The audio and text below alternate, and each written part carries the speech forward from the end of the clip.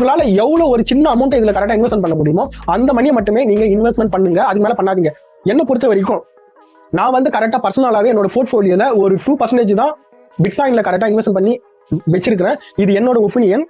உங்களுக்கு எவ்வளவு கம்மியா இன்வெஸ்ட் பண்ண முடியுமோ அவ்வளவு இன்வெஸ்ட் பண்ணி வச்சுக்கோங்க. நான் முன்கூட்டியே சொன்ன மாரி அந்த பணம் உங்களுக்கு ஃபுல்லாவே லாஸ் ஆனா கூட உங்களுக்கு எந்த பிரச்சனையும் வரக்கூடாது. அந்த மாதிரியான மணியை மட்டும் நீங்க கரெக்டா கிரிப்டோ கரன்சில நீங்க கரெக்டா இன்வெஸ்ட் பண்ணி வைக்கலாம். ஏன்னா சில கண்ட்ரிகளெல்லாம் பிட்காயினை வந்து கரெக்டா பேனாவே பண்ணிருக்காங்க. உதாரணத்துக்கு சீனால வந்து கிரிப்டோ கரன்சி நான் இந்த வீடியோ பண்ற இங்கே வரைக்கும் அங்க வந்து பேன் தான்.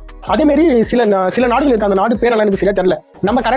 நம்ம நாட்டிலேயே கரெக்டா இந்தியாவிலேயே 2018 வந்து பிட்காயின் வந்து பேன் பண்ணிட்டாங்க ஆர்பிஐல. நான் பிட்காயின் சொல்றது வந்து டோட்டல் கிரிப்டோ கரன்சியை தான் நான் பிட்காயின் அந்த மாதிரி சொல்றேன். ஏன்னா சில பேருக்கு பிட்காயின் தான் கிரிப்டோ கரன்சி தெரியும். 2018 நம்ம நாட்டில் வந்து கிரிப்டோ கரன்சி பேன் பண்ணியிருந்தாங்க.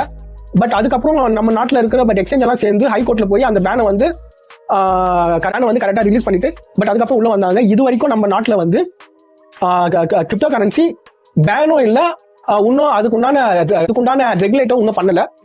கவர்மெண்ட் என்ன சொல்லுதுன்னா நீங்க வந்து கிரிப்டோ கரன்சில கரெக்டா இன்வெஸ்ட் பண்ணுது உங்களோட ஓன் ரிஸ்க். அதுக்கேற்ற மாதிரி நீங்க கரெக்டா இன்வெஸ்ட் பண்ணிக்கோங்க. அந்த மாதிரி தான் சொல்லியிருக்காங்க. அதனால பிட்காயின்ல கரெக்டா இன்வெஸ்ட் பண்ணுவாங்க. பிட்காயின் கிரிப்டோ கரன்சில இந்த மாதிரி கரெக்டா இன்வெஸ்ட் பண்றீங்க பார்த்து ரொம்ப கேர்ஃபுல்லா இன்வெஸ்ட் பண்ணுங்க.